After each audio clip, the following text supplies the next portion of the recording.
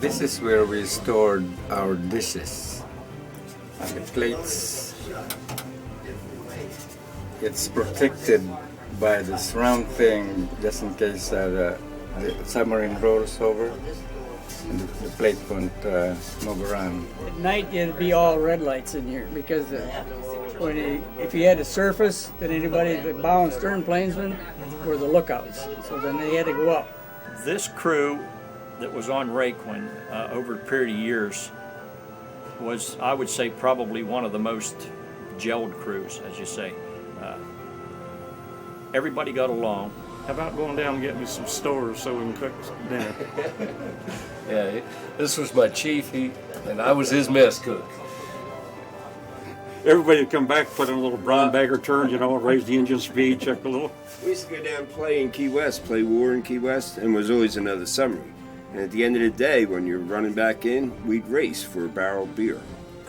We'd flood the stern room down to get the rig ship for speed, yeah. And everybody went on duty, went to the stern, and we'd race in, and the losing team, out of the slush fund on the ship, would have to buy them a barrel of beer. Of course, we'd help them drink it, But it's really cool to come through and be able to talk to some of you that actually We're glad to be there. Thank you for your service. You're welcome. Yeah. Every 3 years we try to come get together to. Yeah, very reunion. Yeah. That's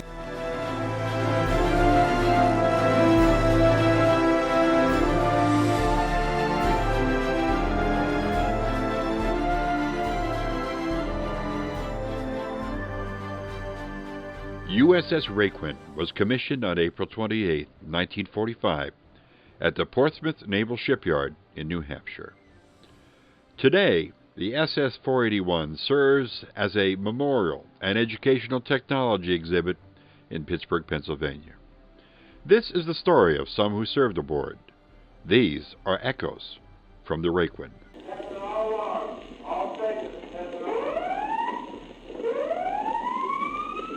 The first time I was on it was only a hull because they had to finish building it in Portsmouth Naval Shipyard. So I wasn't there for the launching, but I was there for the christening. So all the time that they were fitting it on the inside, I had to stand watch there, fire watch and everything else for the yard workers and everything. That was my first experience on it. That was for fire watch and whatnot, which they would spill some oil outside of the sub there, and you'd have to get an extinguisher and put it out. But that was my first experience. Before that, I had gone in so many training for different positions on that sub that it was just watching the part that I knew about being built and made right there. I got into Norfolk and the Requin was out to sea. And so I had to go to the barracks on NOB, and that's where I spent the first weekend. And they were having a party. And that's the first thing I remember about the Requin was having a party in the barracks the very first day. And then a week later, they come in and I had to go to sea, or not to sea, but to down to the boat, and they said, "Ha, you're an engineman." And I said, "Yes, I am." And they sent me right straight to the engine rooms. I bypassed mess cook. I didn't have to stand topside watch. I didn't do anything. They sent me right straight to the engine room. And they said, "Get your dungarees on, you're going to work." And that's how it happened. I was one of the stewards, and this is where I worked. Basically, serving cooking for the officers. I served here for about 1 year and 4 months. But this is where my work center was. Brings a lot of memory. And that was almost, to be exact, it was 39 years ago. This is my first time since I left in 1968. And it's great. I guess you can say it's good to be back home. I was a torpedoman. I had left sub school and went to ballistic submarine, got qualified on that, I served 2 years on the James Monroe. We put her in the yards, and then they kind of scattered everybody out, and I was sent to the Requin in February of '68.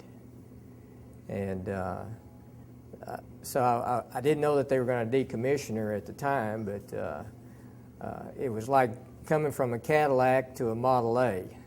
And because, you know, I went on that sub, and it was built long before I was born, you know, so. But we came on board, and it was a different world, a smaller crew, and the smell of diesel is something you don't get on a nuclear sub. But it was kind of fit right in. The people on there were laid back, relaxed. We were tied up there at DNS Pier 22. And there was about 5 or 6 other pig boats in that area at that time. And so we had a good time with the other crews when we hit the beach. I was a electronics technician. Specialty. My specialty was radar operation and maintenance. And I came on the Requin. It was an SSR. And it had 5 radars and 7 radar screens where you could read what the radar was doing. And my job was to maintain all that equipment. And we rated 6 electronic technicians, but we normally only had 5. And if we had 6, it was a real bonus for us because we really worked hard and we had a lot of equipment to maintain. And it kept us very busy, which was good because it kept me out of trouble. When I got out of submarine school, I didn't have orders to the Requin. I had orders to Submarine Squadron 6. And I will always remember this moment because when I checked into the squadron, they said, well, after they did all the paperwork, the yeoman took me out on the deck and we looked down from the submarine tender and he said, there's your boat right there, the 481. And all I saw were these radar antennas. And I was fresh out of radar electronics school. And I remember saying to myself, oh my God. Because I was just a young kid. I was a seaman with a radar electronics designation. And I was really scared. You know, it was all new to me. And it was kind of frightening to see all them antennas sticking out of that submarine. And I didn't know anything about them, you know. In fact, after I got on the Requin, they sent me back to New London, Connecticut, after about 6 or 8 months, I think, to go for further training on some of the radar that they did have on the boat that I was not trained on, and I didn't know anything about. So I went back to Connecticut for that training. Dropped my sea bag down the forward hatch, and the first-class torpedoman that was on board said, "Oh Lord, look what they've sent us."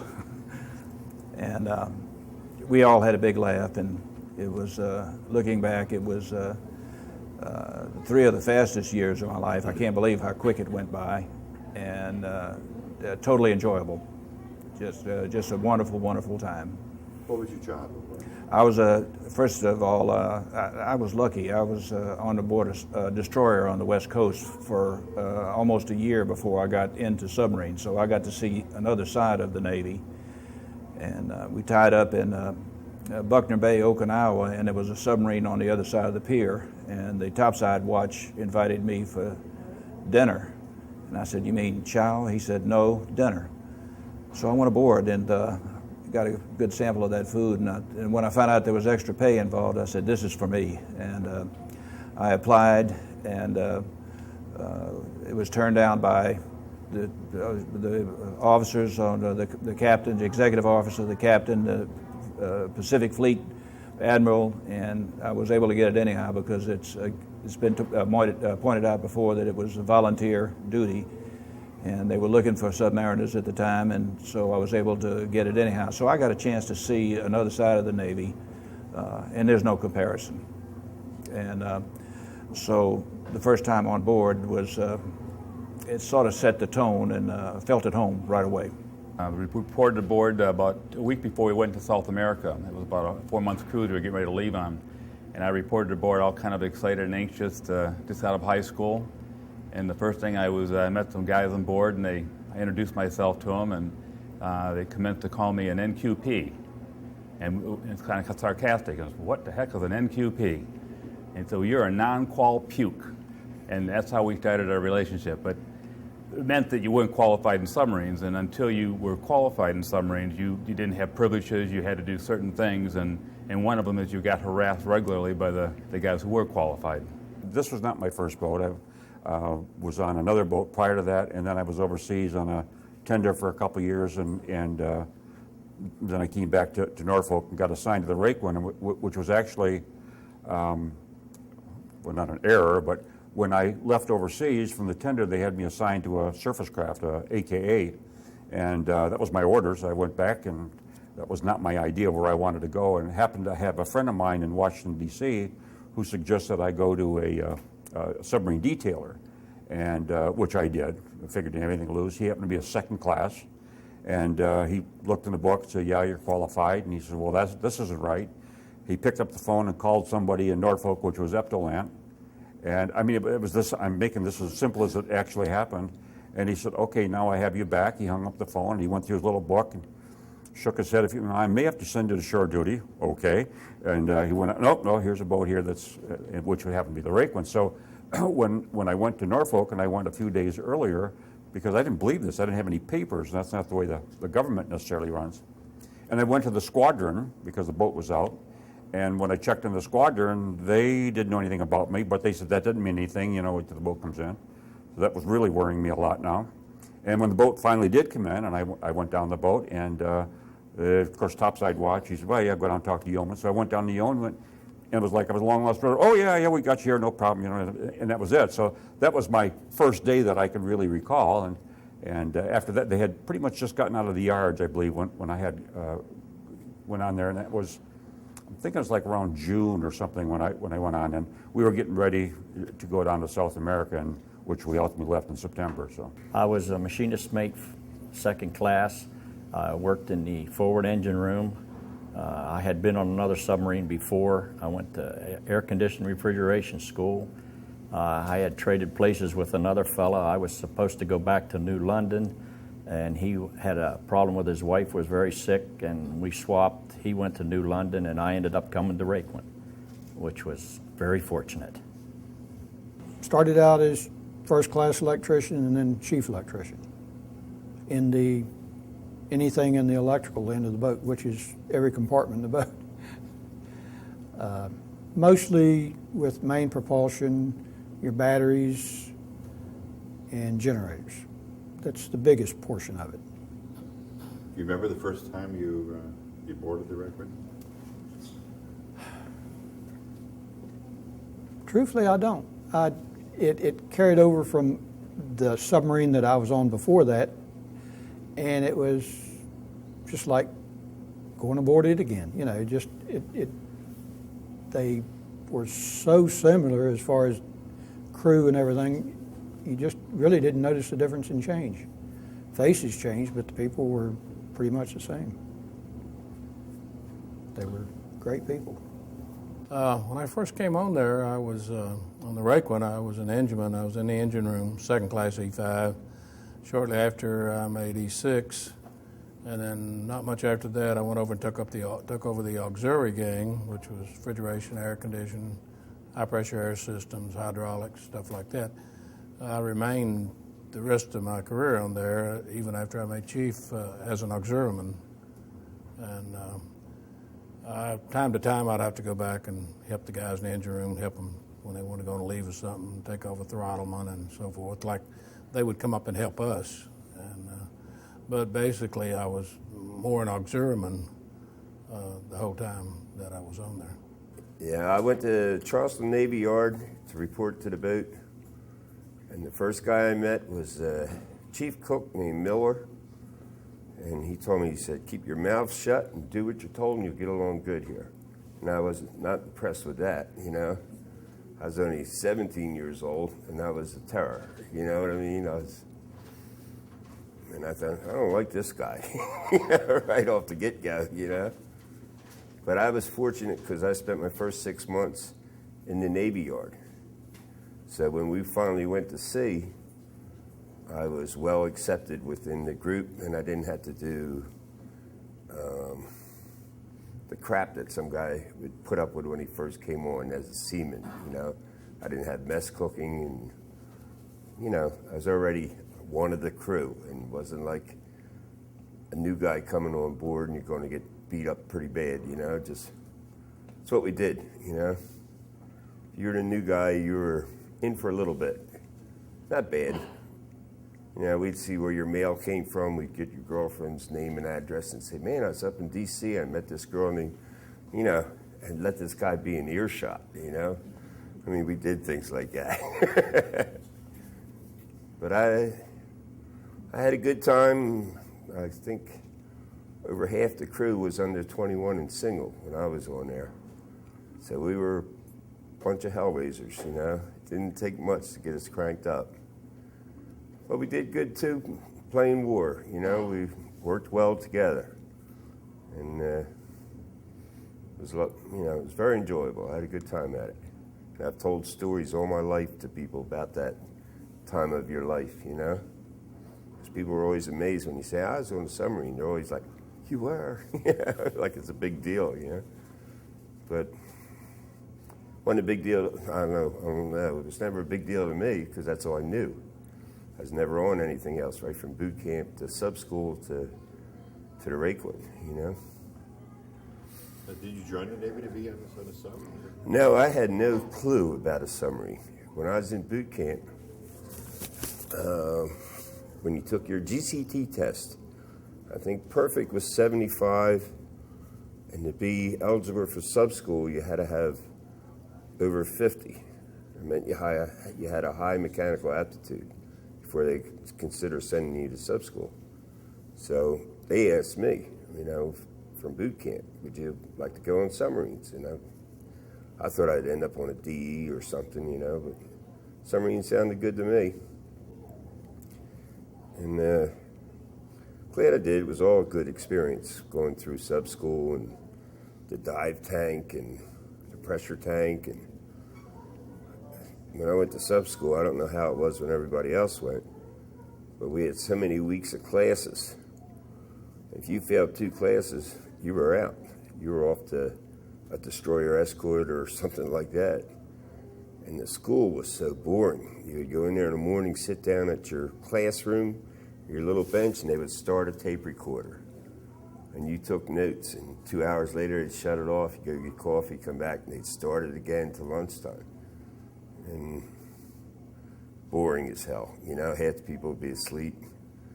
I believe 1 out of 5 would make it through that part of the school. And out you went, you know. But it was a challenge, and glad I did it. I came on as a seaman. I was an MTSN, okay? Probably one of the only missile technicians ever reported aboard the Requin. I was on board in between schools, in between sub school and sea school for my rate. My first day reporting on her, I said, "Oh my God, what did I do?" Because after all, I was a missile technician going to one of the newest and fastest nuclear power boats in the Navy, and here I was on a World War II diesel boat. The experience was something that I'll never forget, obviously. I don't think anybody that's ever been in a submarine service and qualified can say that they've forgotten it. A lot of people have said, coming back here, this is my first time back on board the Requin since 1967, so 40 years ago. But a lot of guys have said that just being here, okay, brings back all the memories and all the good times, and it's absolutely correct. I checked aboard the boat. She had been out on operations, and I spent the first week on the tender. So I checked the board, and I wound up, of course, as soon as the boat came in, there was this horde that left the boat, you know, going home. So there wasn't that many people on board. So I met one of the sonarmen. His name was Jerry Williams. And he says, John, he says, come on, let's go on over to Bell's and meet the crew. Okay, you know, let's go to Bell's. Well, I walked into Bell's, and there's this big barmaid by the name of Thelma. Well, she lets out a string of 4-letter words about to Jerry Williams, and I'm just awestruck. You know, I'd been around, but not around that much. And that's my first, you know, and I'm saying, holy cow, look at this, you know. And of course, you know, I met quite a few of the crew, and of course by that time I was already a 3rd-class petty officer. So, you know, I wasn't a greenie, so to speak. So I'd had some fleet experience. But that was my first day on the Requin, and that was my most memorable, walking into Bell's and, you know, getting greeted like that. I joined the Navy to get me a fast-moving tin can out of Dago. And about that time, Mr. Rickover said, give me all the submarine sailors you can give me. And I was in A school, and I said, well, it gives me 10 days to go home, which I wasn't going to get to do, and it paid more money. So I said, well, I'll try them big boats. I'll try them. So I did, and wound up on the Requin. Do you remember your first day on? Yeah, it was on a Friday. I picked it up in the yard in Charleston. They had it in dry dock. So I hitched a ride into Charleston and got off on the board, and they had it in dry dock, so we had to stay in the barracks till they got the fiberglass sail and everything on. They were changing it over from a radar picket to a sub like it is now. This was my second boat, but first time I walked down the barrack compartment, I went, oh shit, you know. They gave me a little brush and some water and we use baking soda, and went down there and started cleaning batteries, you know. And then you went, you know, every once in a while you'd hit something. And it wasn't fun. When I went on the Requin, there was an electrician, I was a striker, fireman first. I'd been in the Navy over 2.5 years, and I never made 3rd class. And I didn't want to mess cook anymore, so I wanted to be a 3rd class electrician. And Drury was a good Irish friend of mine right off the bat, so he said, I'll make you a controllerman back there in the maneuvering room, and he taught me. And 3 months later, they made me 3rd class on the Requin, and I didn't have to do any more mess cooking. And I was happy. When I first came on board, when I first arrived in Norfolk, the boat was out for the week, and this, I think, was on a Friday or so, and then they sent me to the tender, and I just sat around and watched TV till the boat got in, and went aboard, and they told me, well, just put your gear wherever and hop in a bunk someplace, because it was on the weekend, you know, nobody would sign a bunk. And so I did, and well, first meal it was, and then after the meal, and we were sitting around watching a movie, and somebody says, well, we got to have some ice cream. And they told me, I'll go down in the reefer and get some ice cream. Okay, I got down in there, and I think it was about 15 minutes before I got out. It's a fish in a hole, you know. I need some popsicle, I need some ice cream, and this and that, whatever.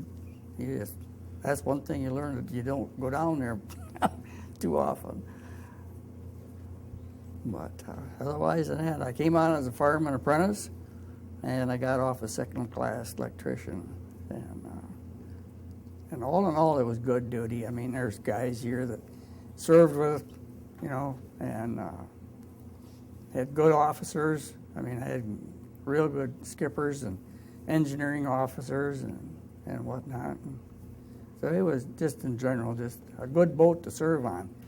When we first got on board, I think we're kind of the, how should I say, the foster child of the squadron, because it seemed like we were at sea a lot more than all the rest of them, because we kind of messed up once in a while. And First time I went to sea, there was only 2 engines on the line, and the engineman fixed the 3rd one at sea. And by the time we got back for the weekend again, they finally got the 4th engine on the line. So it was, we were running pretty hard. Boy, I started out, I got all the bottom end jobs. I was mess cook for a long time and got off mess cooking and moved to lookout. And then I got off of that and went to oiler in the engine room. And finally I made it to my real job, which was an ice seaman right at the end. Got to take the battery out of it, decommission it, lift the brushes on the generator, do all the work at the end. Learned so many things about mechanics and air and things I use every day in my work now. Well, I went aboard Requin in '63 as a seaman and worked my way up through to 2nd class in charge of the forward torpedo room. I qualified on Requin. She was the only ship I was on. As far as I'm concerned, the best ship. Well, I was a deck ape, you know, which is right out of sub school. And you come down there and they throw you in the briar patch and say, hey, you're going to be a lookout, mess cook, and all this garbage. And then I became an engineman for a while.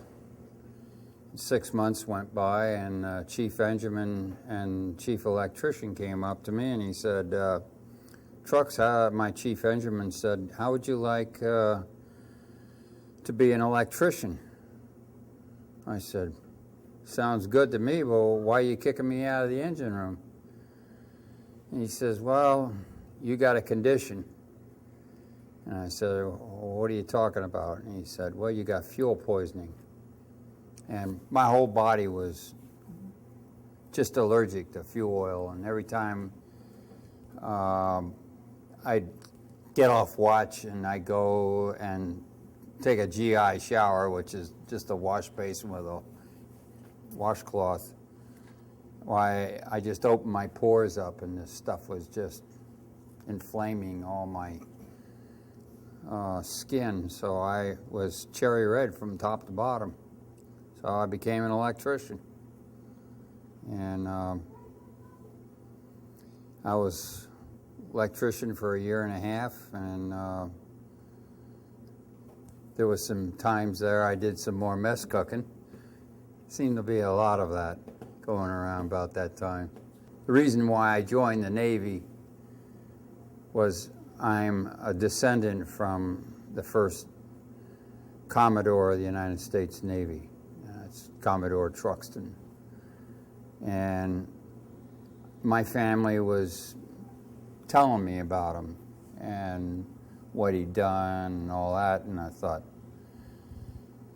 geez, it'd be nice at least if I could just get in the Navy, you know. I said, I don't think I'll set the world on fire, but I have no great mathematical talents or anything like that, but so I went in the reserves, and 17, the day I was 17, I was in the reserve, Navy Reserve, and I went to a surface craft unit in Chester, Pennsylvania, and I just didn't have a good feeling. I didn't get the camaraderie and so forth. Long story short, I ran into some guys, I guess, or I was watching the TV shows about submarine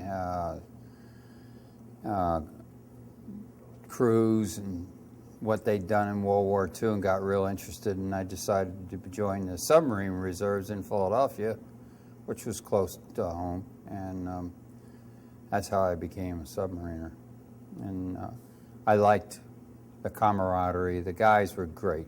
I had been on 2 diesel boats before that, the Grenadier and the Marlin, and I was a 2nd class radio when I poured aboard, and it was after a period of staff duty, and I kind of had to do it all over again, so to speak, because I lost the qualification program. So, and it was kind of tough in the beginning, but It was great qualifying. You know, all the guys are really helpful, and hey, can't say enough for them.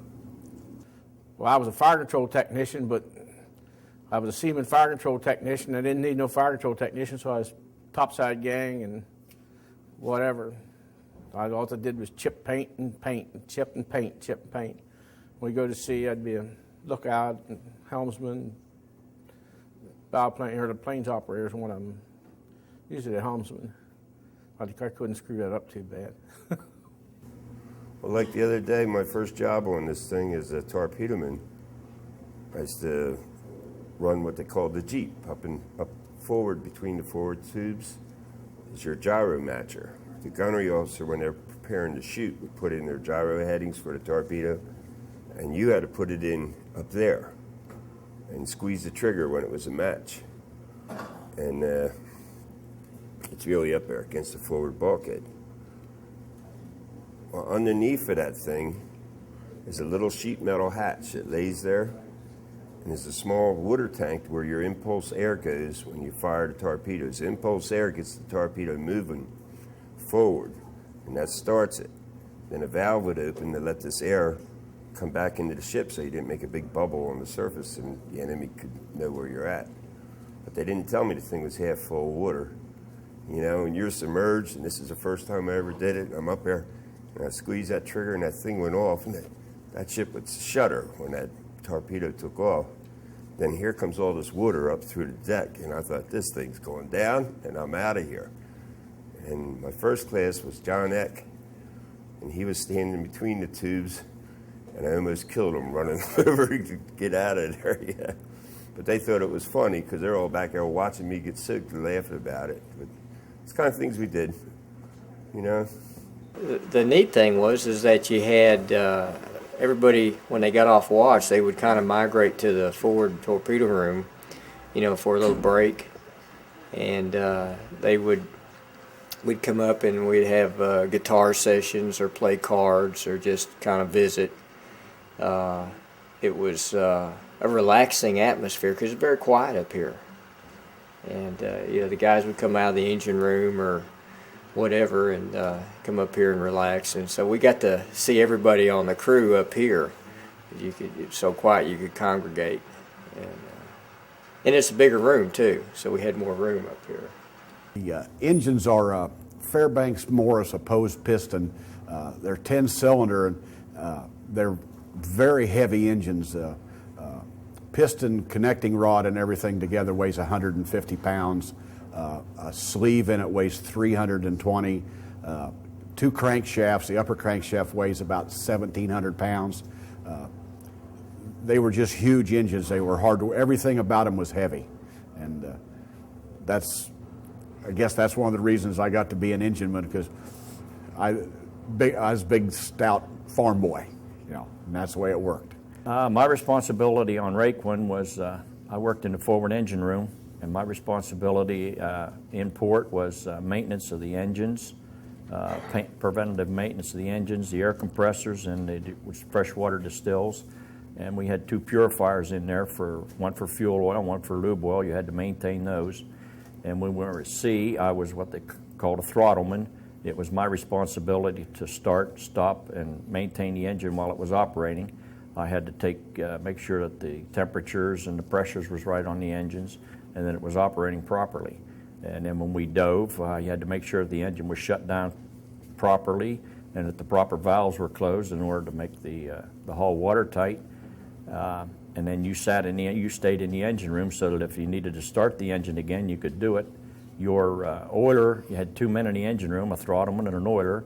And the oiler, he took care of making all the readings on the charts for water pressures and temperatures when we were on the surface. And if we weren't really busy, he got the job of taking care of the valves for the air compressor, of lapping them in to make sure that they were set right and everything. He started and stopped the air compressors. He helped you run the stills. When we dove, he went forward to the control room, so you were there by yourself. He went forward to the control room to operate the trim manifold. But essentially, that's what my job was, and we usually had about 5 or 6 men in each engine room. so that you could stand watches. You got 3-section watches when you were at sea. Most of the time when I was on Requin, we were well equipped. We had enough men that we could stand 3 watches and not worry about it. But that was about the crux of our operation. And once in a while, if you wanted to, I'd sneak up to the control room because I was also qualified on the air manifold. So I could go up to the control room if I wasn't on duty and didn't have a lot to do. I could go up and relieve one of the fellows on the auxiliary gang on the control room if he needed to go to the back head or something like that. But that was the jobs we did. Our tours that was not unusual for an engineman to go to shore duty. Myself, I didn't really want to go to shore duty. And after you make chief, you're supposed to go every 3 years, rotate to shore duty. But I don't know, I guess the Bureau lost me, and I'm glad they did. I stayed on there until finally, the only reason I left when I did, went to another boat, is that my second class came on there non-qualified. He qualified, and later on, he made first class under me, and then when he finally made chief under me, and so we had 2 chiefs in the gang, and he said, Don, I've always worked for you. I've never had my own gang. And I said, what do you want me to do? He said, won't you go to another boat and let me have this gang? I said, well, you know, this has got the best equipment of any submarine in the fleet, the best crew on here, and the best wardroom. I said, I can see where you'd want to stay. He said, well, you're going to have to go to shore duty soon anyway. I said, okay. So I went to another boat and let him have the gang, which I think he was real happy with. But I was sorry I left the Requin. It was a good boat, good crew, hard-working, a lot of time at sea, but you knew good and well everybody on there was doing their job. And even though we had some casualties and we had some near casualties, I rode 6 other submarines, and I'll tell you truthfully, they didn't compare to the Requin. The expertise of the people on the Requin, the training, the togetherness, the helping each other, and we were comrades not only on the boat but on the beach also. And we made a lot of trips, a lot of med trips, South American trips, springboards down in the Gitmo and places like that, the Caribbean, all down in the Caribbean. We'd go at least 6 weeks a year. We'd make at least 1 3-month med trip a year. We'd make northern trips, but I made them on, like I say, 6 other submarines, and stayed on submarines till I retired as a Master Chief. And then after I made Master Chief, I couldn't serve on submarines anymore because we didn't have any billets. So I did my last 2 years on shore duty. But overall, I had about over 17 years sea duty, most all of it on submarines. We had to maintain the torpedoes. Like after we shot them, we rebuilt them. We'd rebuilt the steam turbines and tacky wax the little valves in the back, and it was a major overhaul on these steam torpedoes. And the electric torpedoes, we'd recharge batteries, and we had to go in the water sometimes to retrieve these things, because they wanted them back. We think of torpedoes as being, once they're out, that's it, then they explode, and that's it. But you guys were more training, though. Yeah, we would shoot like steam torpedoes at a target, at a ship, to run underneath the ship. And the officer that shot it, he was qualifying to become a shooter, and he had to figure out where the thing was going to end up. We knew how long it would run with the amount of fuel we put in it. And then it might float for a half hour, just the nose of it bobbing up and down in the ocean. And it had exhaust valves on the bottom, and water would come in eventually and sink the thing. So we had after we shot, we would surface, run over to where it's supposed to be, and look for it, pop it up and down. And we had a hook on a pole where we try to reach out and snatch the thing. And after a while, when it started staying down more than it was up, we had to go in the water and get it, and hook a line to it. And we pulled back on the ship and back down into the forward room and ready for a rebuild on that thing, When the boat was submerged, I was the eyes and ears of the ship. And when we were on the surface, we stood radar watches with the ETs. It was you knew from past experience. I spent a year on destroyers, so I chased submarines for a year. So, I I hated every minute I was on the destroyer. I couldn't get off of there soon enough. And of course, when I went to the boat, you know, and had the responsibility of you know, being the eyes and ears of the ship, it was you know, on a 20-year-old, that was a hell of a responsibility. Mostly repairing and upkeeping electrical equipment, the main motors, generators, cubicle, you know, and everything associated with it. I was off before they decommissioned it, and actually I lost track of it after I left, and it wasn't until Bob Garlock called me one day, and he asked me if I'd served aboard and this and that, and he said, well, do you know where your submarine's at? I figured it was probably Razor Blades by then, you know. And he said, no, it's sitting out here in Pennsylvania. He said, at the Carnegie Center. And he says, we're thinking about getting a reunion up, and because his brother, Tinker, he died aboard, and I was on board with Tinker, and I went to his funeral and stuff like that. And I thought, well, great, you know, it'd be fun to see it again and see some of the old shipmates that were there and around that time, and you know, just telling sea stories, and of course you embellish a little bit, you know. He died on board? Yes, he died. He was in the pump room, and he was. We got some stuff, or it was ComShot, and it was used on aircraft carriers to clean engines on aircraft carriers, like a degreaser, and it was supposed to have been used in open air areas, you know, where, you know, it couldn't concentrate. But anyway, this was good stuff. This was really clean up the bilges, you know, and you get paint to stick. So he'd gotten it, and he was down there in the lower flats of the pump room down there, and he just poured it into the bilges, and that's as far as he got, because the chemical that it was, it just displaced all the oxygen in the air up to probably about that high. And where he was sitting, if he could have just stood up, he probably could have got out of there, but he couldn't. It just got him right now. He never moved, I don't think. I had to stand watches like everybody else. And of course, there was some repair of electrical equipment and that sort of thing. It depends on which section you were working in. But seems like I spent a lot of time chasing grounds in the battery well and that sort of thing. Water and batteries, taking specific gravities, so forth. My job is a radarman. That's back when she was a SSR 481. That means a radar picket, and the periscopes, shears were all open and didn't have a sail on. We had a bunch of radar gear on the outside, and but I didn't stand any radar watches. I was mainly on a diving crew, which means either lookout, helmsman, bow planes, or stern planes. One of those jobs is what I normally did for a year and a half. The surface shows, you know, you stood radio watches, and when you submerged, if yours were good, you was a sonarman. So my duty was a sonarman. I think it was in the forward torpedo room on the port side, and that's where I went when we submerged. And that was my, my sort of thing. And I got pretty good at being a sonarman. I picked up a few ships, submarines, but I like doing radio the best. Well, we certainly didn't. We always worked together. We always had very compatible at any rate.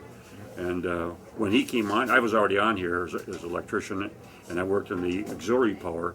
And they brought him on, and they thought it'd be a little conflict, so they put him in main power. But we never had any problems. I was higher rated than he was at the time, and if they needed to clean the decks or bilges, and told me to do it, he would do it.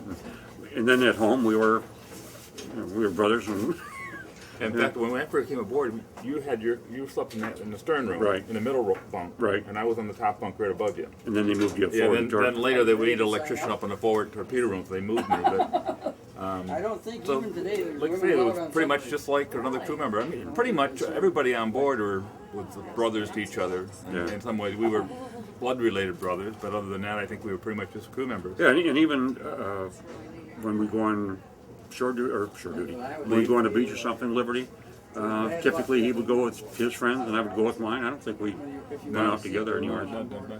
But when we went home, you know, to our wives and stuff, it was like we do today, I guess. Yeah, exactly. Not much change. To go through, I think submarine school was 6 weeks up in Groton, Connecticut. Most people think it's New London, but it's actually in Groton. And they teach you, they'll take one submarine and teach you the basic systems like air systems, water systems, hydraulic systems, and electrical systems.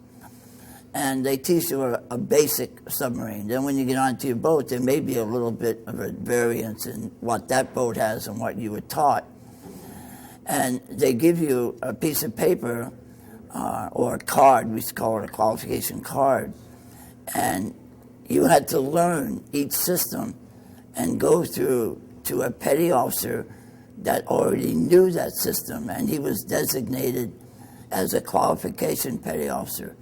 And you would go to him, and he would ask you questions about that system, or he would ask you to take you and show him how a certain valve or a certain switch and what it was for, and point it out. If he thought you knew that system well enough, he would sign your card.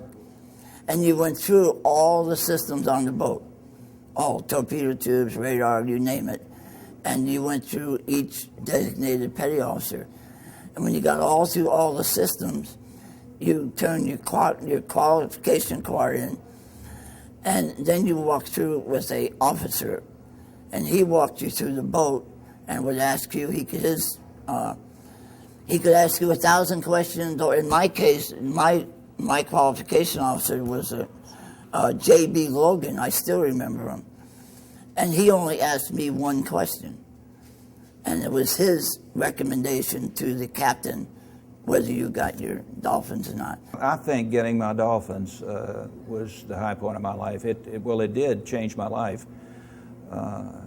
It's been pointed out that there's several systems on board the sub. Well, I fell in love with hydraulics, and I got to where I was actually the guy that I was the enlisted fellow that they had to check off the hydraulic drawings. And after I got out, I was only a 4-year guy, and when I got out, what I learned in hydraulics was able to afford me a lifetime career in heavy construction machinery. I wanted to get into something that had to do with hydraulics. Looking back, I never dreamed at the time that what I was learning in submarine school was going to be my life's work.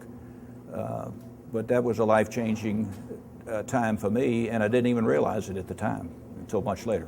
Until you were qualified, the crew really couldn't count on you to be there in case of emergency. I mean, you knew as time went on, you knew more and more, but the real symbol of the crew being able to count on you when you were qualified. So it was more of a sense of encouragement. The reason you weren't allowed to watch movies or read magazines is because you should be qualifying. You should be spending your time learning the systems of the submarine and learning how the submarine operates. So that was the reason. So it wasn't necessarily a punishment, but more, we want you to spend your time learning the submarine. The whole thing behind qualifying was everybody had to qualify in every department. Usually you qualified first with an enlisted man. You know, he'd ask you questions going through the compartment. And then, if you were in the forward room, the gunnery officer would come in and ask you questions. And then eventually, when you were ready to go through, the exec would take you through the whole ship. And when he was done with you, you either passed or didn't, you know. Most people passed because you spent like 6 or 7 months doing this, you know. It's a lot of work. I know when I got qualified, they had to ask the officer a question he could not answer. And that's what I asked him, where was the fuses to the coffee pot, and he didn't know. So I got my dolphins. I mean, that's what, after you got through going through the boat on your final trip, that's what he do. He said, well, now you got to ask me a question that I can't answer. Well, I asked him one about a torpedo. He said, I can't answer that, and you can't either. He said, Stinky Hinton told you that, you know. So he said, if I something that you asked me about, you know what you knew. So that's what he didn't know what the fuses to the coffee pot was. We didn't do anything real exciting when I was on there as far as operations, but boy, drinking my dolphins, I'll always remember that. I just qualified. We pulled into Fort Lauderdale. Chief King was my chief, and I was hiding from him because I knew I was going to have to drink my dolphins sooner or later. And I hid all day, and on the way back to the base, I was going to get cleaned up and go back out again, and stopped in Bill's Anchor Bar. And there was Chief King. I remember he threw a $20 bill on the counter, and he says, "Hey, you got a pickle jar back there?" He said, "Give me a shot of whatever this $20 bill will buy in there." And he dropped my dolphins in there, and he says, "Here you go, Lo, drink them." Loop, loop, loop. I did good for a long time, and then about a day later, I woke up.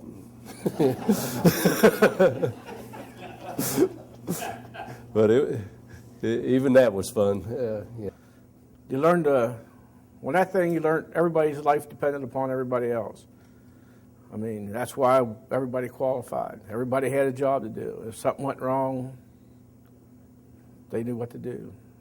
And they saved me one day. So me and two of my fellow shipmates, we dove one day, and I remember just like it was yesterday.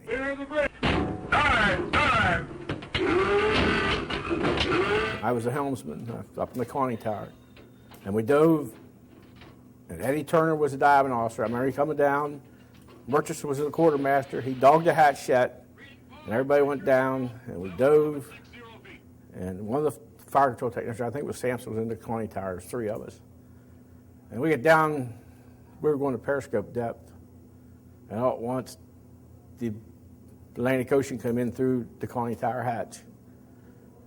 And I screamed, "We're flooding the conning tower." I turned around, kicked the hatch shut, and hit the collision alarm. Them guys in that submarine killed all the power to that conning tower. So me and them other two guys there, somebody blew safety. That was the only time we ever blew safety that I knew of while I was on there. That baby went to the surface like a shot. And they saved me. It's because they were qualified, everybody knew their job and knew what to do. They saved me and them other two guys in that conning tower. I know that. Because there's no way to pressurize that conning tower. So if they didn't take her up, we were long history. So they saved my life. And there's good times. I mean, that was one of the, that's just something you never forget. That's the way submarine people were. Everybody looked out for everybody. One of the things that and even on the later nuclear submarines, it was a submarine tradition, whether at sea or in port, we used to have steak and eggs every Sunday morning. We used to have these little ribeye steaks, and they were wonderful. And you could eat as much as you want. The surface sailors used to get an allowance of, let's say, $3 a day per man, where submarines may have gotten $4 per day per man for food. And we were, with that extra money, the cooks were allowed to get better food and more of it. So that's why we ate better. We just didn't, because we had more of an allowance for each person on the boat. The food was great. It was all you wanted to eat, and then when you wanted to eat it. It was no problem if you came back at 1 o'clock in the morning and you decided you wanted to have a steak, you could cook a steak, as long as you cleaned up. If you didn't clean up, then you had a problem. You could lose your galley privileges. But the food was great, and it was home style. And what we ate in the after battery, the officers ate in the forward battery. When the cook cooked, he cooked for everyone. If there was 80 people on board, he cooked for 80 people, and it was served in a bowl, just like you sit down at your table at home or in a restaurant. It was in a bowl, and there was plenty of it. Oh, the food was this the best. Whatever you wanted, you got. If they wasn't cooking it, you could cook it yourself. But I liked it because we ate out of plates instead of going by a line and they throw it on your tray. And you ordered your steak the way you want it. On surface craft, you hardly ever got a steak. The only steak you got was ham. They run out of everything else, they give you ham. Oh, but the food was real good on the Requin. The cooks were all good. Remember that we got our steaks out of Fort Worth, Texas. They were prime tenderloin steaks, and we've got the first, I guess, the first choice or the best of everything. Like the other guys have said, the submariners, they ate better than the rest of the surface Navy. The nice thing about being on the Requin too is when you went on the beach, we were such a small group, you could come back in at 1 or 2 o'clock in the morning. If you were hungry, you could go into the freezer or refrigerator and get you out something and fry up some eggs or a steak and everything. You just had to make sure you cleaned up your mess, afterwards. But it was open to most of the crew to do that. There was an article on the Virginian pilot in Norfolk that says the food on the submarine fits for a king, period. What kind of things did you serve? What was like a traditional breakfast? This was for officers, though, right? Yeah. Yes. Did the officers eat differently? Not really. We have the same food. The officer eats the same food as the enlisted. The food was prepared in the galley, and we get food from the galley to serve for the officer. And everybody's foods are basically the same, officers and enlisted. The only difference is that we cook the eggs here for the officer differently. I guess it's much more elaborately done than at the galley. We spent a good portion of the summer of 1955 in the Mediterranean, and one story that might be interesting, we tied up alongside a cruiser, I believe it was in Naples, heavy cruiser, and we were running a little short on some types of food, and the chief commissaryman, a good friend of mine, a friend of everybody's really, Willie was, he came by in the forward torpedo room and said, "Bill, come over to the cruiser with me, we got a little job to do." I said, "Okay," so we got over there and he went marching up to the OD and said, "I'm Chief Williams from the submarine next door, and I've come to get those food supplies that your supply officer has consigned to us." And he said, "Oh, sure, Chief." And Willie was a first class at that time, but he had borrowed a chief's hat. So the OD got on the horn and called the first class commissaryman up and said, "Take Chief Williams and his assistant down to those food stores where he's supposed to get." So we went down, and Willie and I each carried 2 40-pound boxes of frozen steaks up and over to the sub. I weighed 120 pounds then, and I carried 80 pounds, not too hard. I couldn't lift 80 pounds now. We got over there and dropped them down. We had a couple of guys standing by, and we dropped them down the after battery hatch, and Willie said, "Let's go back."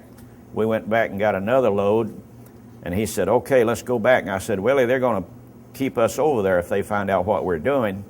And he said, "Now, this isn't stealing." He said, "The Navy is obligated to feed us, and they're going to feed us." Said, "This is called com showing." So altogether, we got about 320 pounds of steak off that cruiser, and I don't know if they ever found out how it happened or not, but it was okay with us. And they would make the breads and the cinnamon buns during the night. So there was a 4 to 8 watch, 4 in the morning, getting up, and I'd say 3 o'clock in the morning, you'd have all sorts of fresh bakery goods here and a cup of coffee, and you would get all the fresh stuff and then go on watch. The cinnamon buns. Still all the bread. Delicious. Still all that hot bread. Yeah. The most memorable thing when I was on the Requin was when the USS Scorpion went down.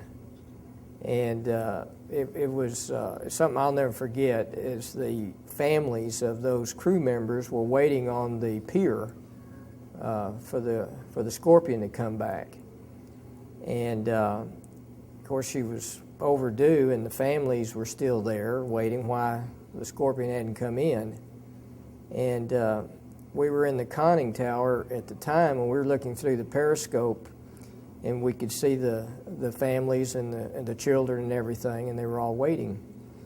And for the longest time, they waited and waited, and finally somebody realized that there was a problem with the Scorpion. And they had, some officers had came in full dress uniform and had taken the families to a holding area. And shortly after they found out there was no word from the Scorpion, they sent every vessel out of Norfolk, Virginia to look for her at that time. And it looked like a stampede. We went out and we searched, and of course, we didn't find her. But that was one of the most memorable moments of being on the Requin at that time. I know we went to Fort Lauderdale a couple different times. We'd go out to sea for 5-6 days, then we'd go to Fort Lauderdale for a weekend, and then back out to sea for 5 or 6 days and back to Norfolk. And then they also sent us down what they called springboards down in the Caribbean, where we run San Juan, Puerto Rico, St. Thomas, St. Croix, and that way, and we played war with the other American ships and ships from the South American different countries there, the destroyers and stuff. Because Slade Cutter and the Requin is one and the same, actually.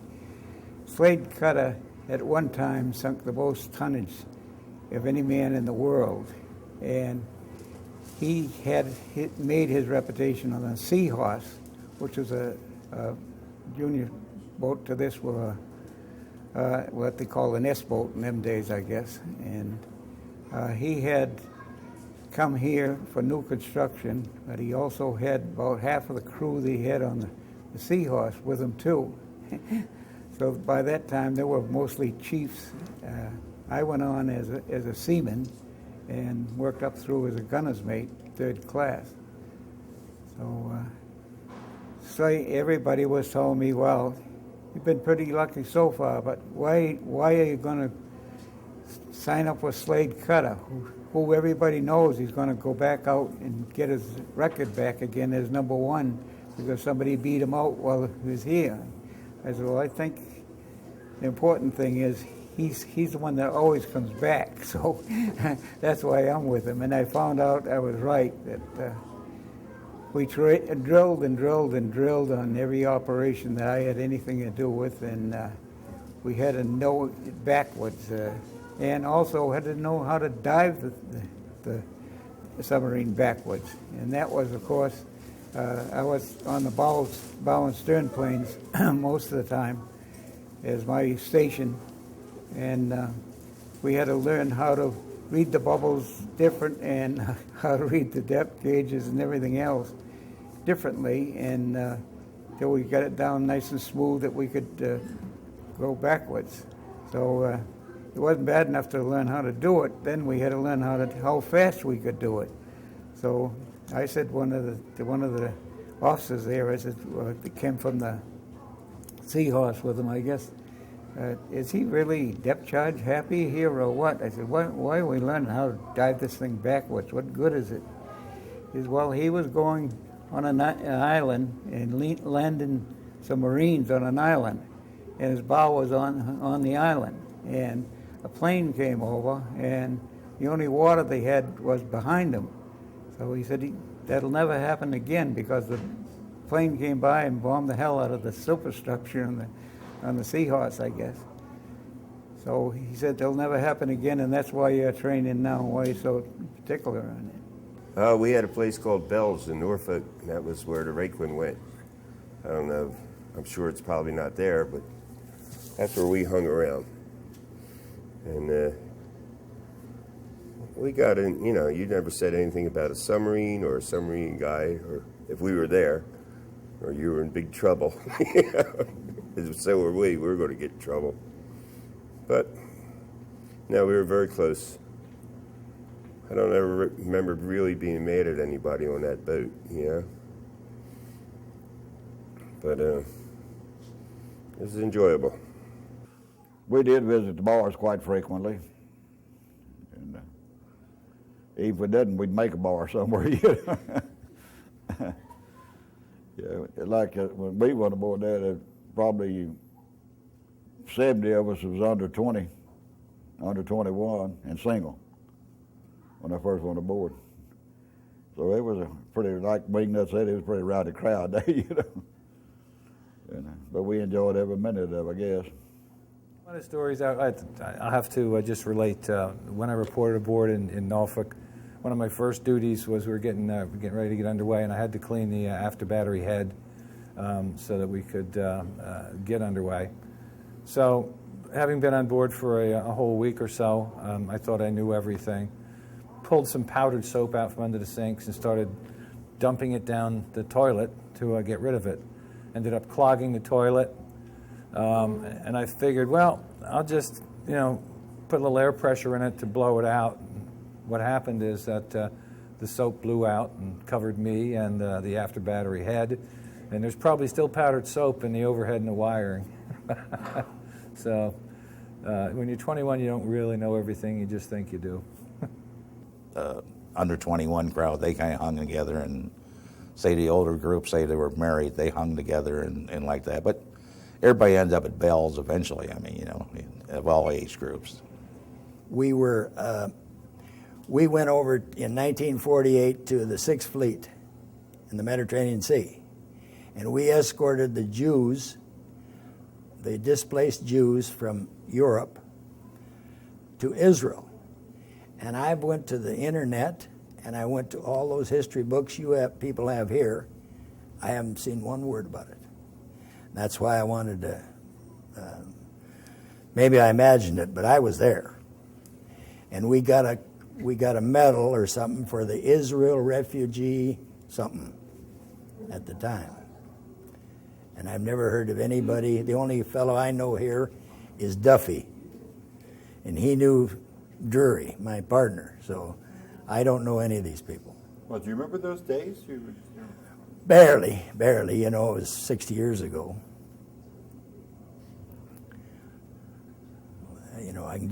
I can't remember any names. And being I was on 3 different subs, in the meantime, I went on the Greenfish when I went snorkel, and I can't remember the dates. I tried to find them. I couldn't find them. And I looked at my discharge, and it don't say the dates of your service. So I'm a cowboy from South Dakota, and they don't understand anything about submarines back in Dakota, believe me. About the only time that I was really kind of concerned or worried was I finally was qualified in 3rd class and junior below decks watch standard.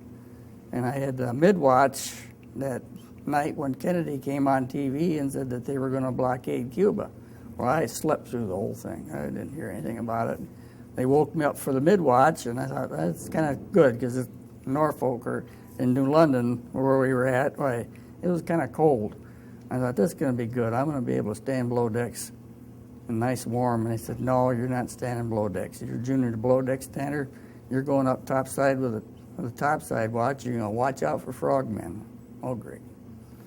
Anyway, about halfway through the watch, the lights came on in the torpedo shop, and we were tied up facing the torpedo shop. And by, I would say, 8:30, 9 o'clock that morning, we were loaded up with a full load of warfish and 90-day stores and refueled, and we were backing down, headed for wherever. And I thought, boy, here we go. We're nothing but cannon fodder out there, We didn't run into any other ships or anything like that, but when we pulled back into Norfolk, there was only one tender there, and that was over where the aircraft carriers were sitting. Otherwise, DNS Pier was deserted. There was nothing out there. A lot of the older fellows that were on before us, we did do, I believe, the only burial at sea after World War II, and that was in 1965, and we did a burial of remains for a retired captain in Chesapeake Bay. His ashes were fired out of number 2 tube. We had a bad storm when I first got on board, and I thought I was never going to see the light of day again. It was a real horrific storm, and I was fresh out of school. Here, you take the helm, and we're in the worst storm any of the old sea dogs have ever seen. And I said to OD at the bridge, every other wave was going over the bridge. And we're hanging on. We have tied to the bridge with big web belts, you know, and you get carried away and the belt would stop you. And I said to the OD, I said, how tall are these waves? And he says, oh, you don't measure a wave by how tall it is. You got to take the distance from the middle of the wave to the top, and you go in half or something. I don't know. I said, oh. I said, well, how tall is this wave? And he says, well, that's about 80 feet. I got pretty nervous about that. 80 feet, that's almost half as long as the boat, or a third of the length of the boat. But anyhow, we survived, but it was a tough storm. Oh, yeah, we used to go up quite a lot when we were running on the surface, especially at night. You go up and look around, get some fresh air, and come down. I never stood watches up there. But, in fact, I didn't want to. When I first went in, of course, I was in the deck force. I first went on submarines, and that was cold, and I didn't like the cold weather, especially when I first went in. We went under the North Pole, and it was 60 below zero, and I didn't like that deck force at all. The best place for me to be was down below in engineering. So I got out of that deck force as fast as I could, and I'm glad I did. You know. I reported aboard about 2 weeks before we left for the Med. I was given the opportunity to either be a mess cook or stand watches and qualify. I elected to stand watches and qualify. Proud to say that on the Med cruise I did qualify about halfway through. So Requin is my qual boat. About 2 weeks after we got back from the Med, I went back to sea school. After sea school, I went to the USS Nathan Hale and fulfilled my rate, stayed in for about 7 years, and got out in E6. Yeah, when I first reported on board, I slept in the honeymoon suite up there. Up there, yeah. Where the loading hatch was. That's where I slept at. And those racks were the only racks you could sit up in, right? Yeah, you could sit up on them, yeah. But I slept there for a while, and then I got a chance to move to the after room, and that's when I was on here, that's when they shifted everybody around. They didn't want all the engineers aft and all the deck force and torpedomen and ETs and everything forward, and they moved everybody around so that if anything happened, you had engineers and torpedomen and ETs and sonarmen and everything in one room, so that if anything happened, you still had part of the crew that could do things, you know. Right. And that's and it was friendly too. I mean, I think we slept 11 people up here at a time, if I remember. Yeah, somewhere around in there. Yeah, and I think there was 27 or 29 in the after battery. Yeah. And then, of course, you had the 8 officers, and then and then you had the after room. That's where I moved to. I moved to the after room. People in submarines were more intelligent than the average sailors. Not more than all of them, but intelligent enough that you heckle each other and everybody's called by nicknames, but it's kind of like a big family. Oh, we had a couple of people I know that was called wingnuts because they had a little bigger ears. And we had one fellow that it was shaped like a bowling ball, so they called him Brunswick. And we've had other guys, oh gosh, all those nicknames, they're kind of hard to remember all of them, but some of them we won't put on record anyway. But we all kind of acquired nicknames. Most, not everybody, but a lot of people did, you know. And like, for instance, we had 4 Smiths on one submarine I was on, and we called them Smith 1, Smith 2, Smith 3, and Smith 4. Not by their first names or anything, but we've had them with big feet, and we called them snowshoes. We had guys, and some of them are called big bellies, and some of them are called chrome domes, and some of them are called different things anything. Usually it's the first nickname somebody calls them when they come aboard, and it sticks with them. Wingnut, everybody, just about everybody had a nickname, and the ones that tell you they didn't have it really did have one. They called me Fuzzy. The Frothingham nicknamed me Fuzzy, and I still go by the name Fuzzy now, you know. But Wingnut and Fang and Flyface and you name it, we had it, you know. It was yeah, Robert Smith was in here. He was our Wingnut, one we had in there. Cowboy. And then I worked 40 years on the Seattle waterfront as a Marine clerk, and my name was Cowboy. And I rodeoed. I rode bucking horses on the weekends, you know. I didn't make much money, but I did it. Nobody could pronounce my last name. And so they just started calling me Fritz, and I was on the boat for quite a while. And even the officers called me Fritz until one day, you know, I told them, I said, well, that's not my last name, because they usually called you by your last name, never by your first. So, no, I never did end up with a nickname, but because, like I say, nobody could pronounce my last name. Well, it seemed like everybody had a nickname. My friend and shipmate Tyree D. Kaiser called me Smiling Al Bremer, the Alabama Jesus. I don't know why, but he did.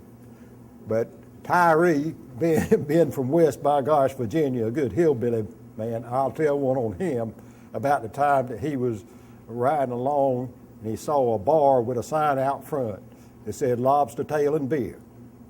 Tyree says, I think I'll stop here. They got three of my favorite things. And so That lobster deal, now two of those things I like, but the other one I don't. Now, it's up to you to figure out which one. I didn't have a nickname. I can't think of one. I know our skipper, Henry Green, Captain Green, he razzed me once about, I think we were, West Virginia U had played Georgia Tech in the Sugar Bowl in into 52. That would have been the start, January probably of 53, just by the time I came aboard. And West Virginia got beat by Georgia Tech, and I remember him razzing me about that. He was a great skipper, Henry Green. Good man. I come back every reunion. We were here with the flood. It's great. I mean, there's a few of us less every time we come back, but it's still nice to see some of the guys that you worked with. Yeah. Great boat. What years were you? 62 to 65. I got off before she was decommissioned. What was your job or your? I was a throttleman in after engine room. A good job. Good boat. This has been my first reunion of the Requin, and seeing the other people that were on before I was on, meeting the plank owner of some of the people that were on when the Requin was built, and here we all are here at this point in time, and you have the people in the 50s and the 60s, and it's amazing. And the one gentleman here that was made 11 war patrols was on that, and he was telling a story when he was depth charged, and that's got to be a horrific experience. But it's seeing these people that we all were on this boat at one time from the beginning to the end is really a neat experience. I just think that the biggest thing was that the camaraderie of the submarines. Sailors, all submarine sailors we're friends with everybody. I mean, there's guys here. There's a gentleman over here, Mr. Duffy, that was on in 1945, and then I was on in 1968, and we're just as good of friends as we would have been if we'd have served together back in 1945, and we're all a brotherhood, and we all get together, and I'm sure that. It would be nice to have some more people show up, but I understand that we're starting to get old, and it's hard to travel anymore. But I sure wished I could see a lot of other guys I just wish more of them could show up. My wife didn't. My present wife. She didn't know me when I was in the Navy. I met her after I retired. And when I come up out of the hatch after going through the boat, she told me, she says, Willie, I have never seen that expression on your face, and I will probably never see it again. Because I was emotionally like I am now. It was just overwhelming, you know, and to see the boat in that condition, and the people that take care of it, and the people of Pittsburgh that welcome us here, it's just, trips like this is just overwhelming. I had an experience this morning where my chief of the boat is here, and he's 94 years old. I'm 71, and I saw him at breakfast at the hotel, and I went over and talked to him. And he grabbed my hand and squeezing it like I was his son. And he got tears in his eyes, and because he was so happy to see us. And, you know, it just, moments like that, you know, you just die with, you just remember, and you know, I'll remember that for a long, long time, what happened this morning. And that's what this is all about, you know. And that was a man that I feared. You know, we didn't talk to the cob because he was the boss, you know. And in my career, I became a cob on my last 2 submarines, and I related back to what he taught me. And I used some of what he taught me when I was teaching other kids later on in my career. And I told him that this morning. So we had a little cry together this morning. It's wonderful, just wonderful. To be sitting in this room or at some of the other activities, it really didn't make any difference if you served in the 40s, the 50s, or the 60s. Submariners are basically all alike. And of course, we always thought our boat was the best. There's something about it. If you can relate to an area of the sub when you talk about it, you can picture yourself there with somebody who's much older and somebody who's much younger. There's no class distinction. We sit around and talk, and it didn't make a difference if you were a plank owner, as has been pointed out here before, or somebody that took it out of commission. We all feel like we're just the same and have an awful lot to talk about. It's a good feeling. I appreciate coming to these reunions. A friend of mine who lost a brother on Requin years ago is one of the individuals who started the reunions, and I think that of everyone that comes to the reunions, they thank him for it, for starting the reunions, and I'm sure they probably appreciate him starting it, since so many people now have gotten together that wouldn't have gotten together before. I've talked to some on the phone whenever we were trying to track them down, and they didn't even know the boat was here. This is one of the reasons we come here, because this is home. It's here, and they come here. A lot of the submarines that are no longer around, they have their reunions at the annual conventions for submarine veterans. We're very, very fortunate. We have Requin here to come to. And we have people that come all the way from California and Washington and Hawaii just so they could come to a reunion. So we're very fortunate, this crew. First time, it was really great. It almost brought tears to your eyes when you came back, because I'd heard the stories of when it was in Tampa, and I wasn't there. I didn't get the chance to see it there, but when I saw it, it was in really great shape, and it's improved every time I've been here. The people here have just done a tremendous job of keeping it up. It just takes you back to when you were on it. And of course, you don't hear the roar of the engines or the sounding of the machinery running, or you don't have the odors. There are probably 4 or 5 people here that were actually I served with on the Requin. But the interesting thing is, and a couple of the people have said it before, is that whether you served on board the Requin in the 50s, the 60s, the 40s, whatever, we all have a common bond. And I'm finding it extremely easy just to have conversations with people whom I've never met before, or whom I met one time before 3 years ago, because we have the common experience of living on board the Requin specifically. It was a real fuzzy, warm feeling to have this, and you know, I'm so glad I came. I mean, and it's just you know, people look at you like you're Superman, you know, and we're really not. We're just pretty smart folks that are talented, and that's the way I look at submarine folks, and always will. Lots of memories. You walk down through it, and you can see this happened here and this happened here, you know, and you stop and kind of close your eyes a little bit, and you can hear them, you know. I mean, you just know, and it makes you remember a lot of names when you're walking through it, you know, that you might have slipped, especially this old man getting senile. By God. But it's good to see everybody, you know, whatever age group or whenever you served. It's just it's a warm, fuzzy feeling without peeing your pants, you know.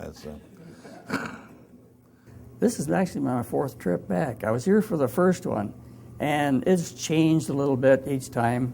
I suppose they, you know, have to preserve things or try to as much as possible. And I thought it would be pretty much kind of intact like when I was on board.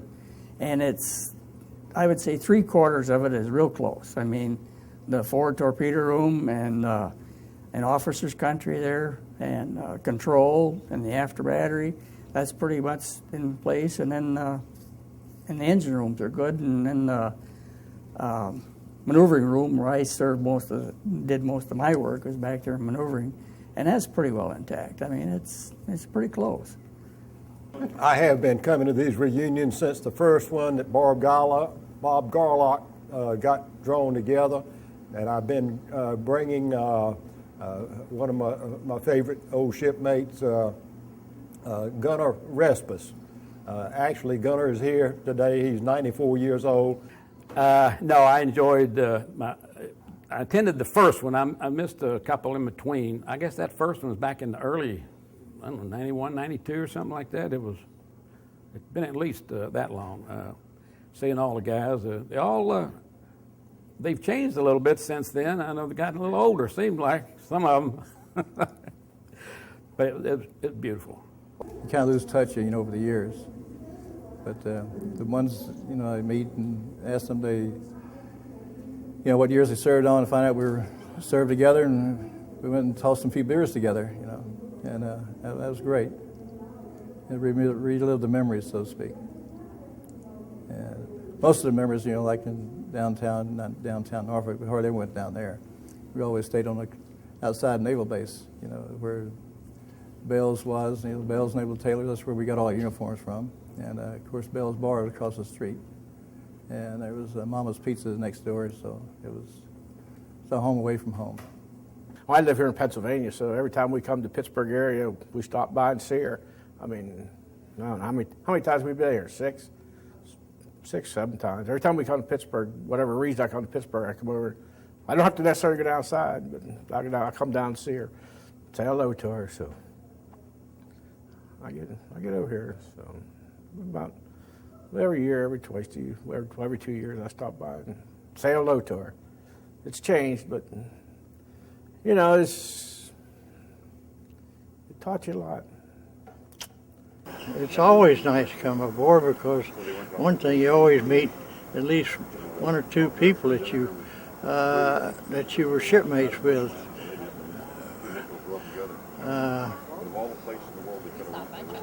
But I enjoy coming to these things. I meet some old friends and just enjoy being with them. When the Carnegie Science Center was being built, they wanted something on the river because this is technically the front of the Science Center is where the submarine is. They wanted something to expose its location on the river because Pittsburgh is such an important port town with the rivers.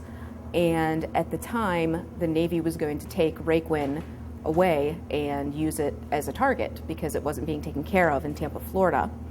somebody on the Navy League was on our board of directors at the time and heard about it, and they said, hey, we have a science center that we're going to build, and we would love to have the submarine, so we got it. We were very lucky in that she was in excellent shape as far as the inside once we got in and started to tear away the things that were put on that shouldn't be there over time. We're very lucky that she's still in a solid state as far as actually floating and being seaworthy. But we do spend a lot of time meticulously restoring the areas inside the way that they should be. We do the best with the money that we have. We're trying to get some grants to go into dry dock again to make sure that she can stay with us for another 62 years. Every few years, the Requin gentlemen like to come on board, revisit their babies, they call her. And the last one was in 2004 when Hurricane Ivan, the remnants of Hurricane Ivan came through. And there was actually a tremendous flood on the river. Our bridge fell off. We couldn't get on board. So the reunion was going on while they couldn't get on board their submarine. So this is the first time in 6 years that these guys have been able to come on board. They organize it themselves. They contact the submarine whenever they want to do one. We've been working with the people who are organizing this one for about 2 years now to get this one going. And pretty much they front it and they just call me and say, I'm bringing so many people on board and can you accommodate us? And absolutely we do. When we walked off that sub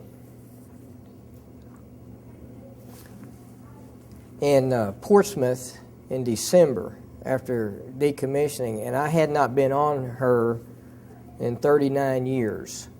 And I could not believe how it stayed so much the same than when I got off of it. When we decommissioned it, they towed it off by tugboat to St. Petersburg, Florida. And it stayed down in Florida some years, and I think it went to Tampa, and then it's ended up here in Pittsburgh. And I was really surprised how they have kept that thing in its natural state as much as possible. And I've heard some of the other guys that's been around and seen other pig boats that they're not anywhere look the same than they did. And so I'm so proud of the Carnegie Museum here and the people that have taken this boat to heart and tried to keep her like it was.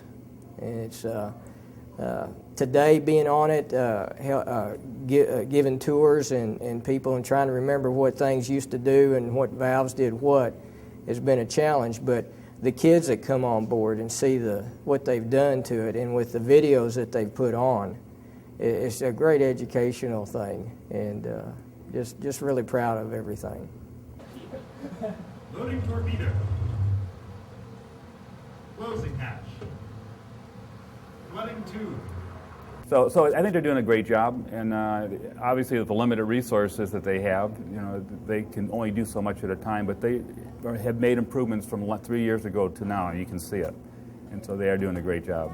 Too bad the outside of the boat couldn't be repaired, but that's just Mother Nature taking its course on steel, and so it's some point in time it's just going to rust away, but I'm sure we'll be long gone before that happens. During the summer, they have a tremendous turnout that comes through that submarine. It usually starts just about the time school's out, and then it goes through the summer. And by the time school starts, then it starts to taper off. Of course, they get the school children to come down by the bus loads to go through. But during the winters when they do their maintenance and their upkeep and everything.